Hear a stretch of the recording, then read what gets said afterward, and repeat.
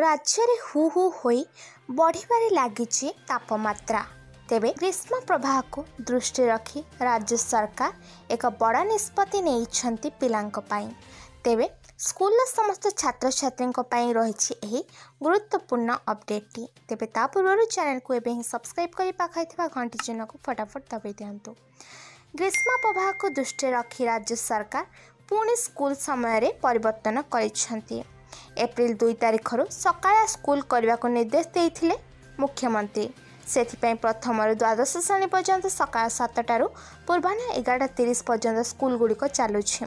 सेहीपरि अंगनवाड़ी केन्द्र गुड़िक मध्य सकाळ हवाकू सरकार निर्देश देइथिले।